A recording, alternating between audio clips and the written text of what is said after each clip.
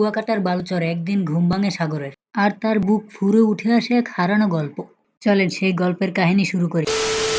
তো গাইস, আমি এবার আপনাদের সামনে দেখানোর চেষ্টা করব প্রাচীন সমুদ্রগামী সেই ছোট্ট ঐতিহাসিক পালতোলা জাহাজটা। অনেক বছর আগে বঙ্গোপসাগরের উপকূলে রাখাইন সম্প্রদায়ের একদল সাহসী নাবিক বসবাস করত।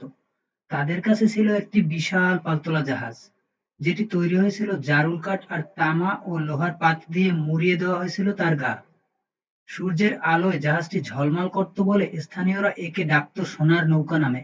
ধারণা করা হয় এই জাহাজটি প্রায় 200 বছর আগে রাখাইন সম্প্রদায়ের লোকেরা ব্যবহার করতেন। তারা এই জাহাজে করেই কুয়াকাটায় এসে বাসস্থান স্থাপন করেছিলেন। সোনার নৌকাটির আবিষ্কার হয় 2012 সালের জুন মাসে। স্থানীয় জেলেরা প্রথমে এটি দেখতে পান কুয়াকাটা সৈকতের ঝাউবাগান সংলগ্ন এলাকায়। পরে প্রত্নতত্ত্ব অধিদপ্তরের সহায়তায় এই জাহাজটি উদ্ধার করা হয়। জাহাজটির দৈর্ঘ্য 72 ফুট, প্রস্থ 24 ফুট এবং উচ্চতা 10 ফুট 6 ইঞ্চি।